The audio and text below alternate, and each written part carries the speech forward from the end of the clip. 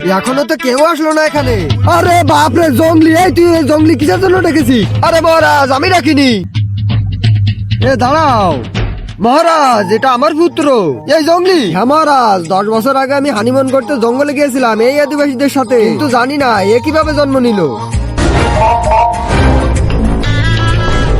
আমি সব বুঝে গেছি, আপনারা আসুন।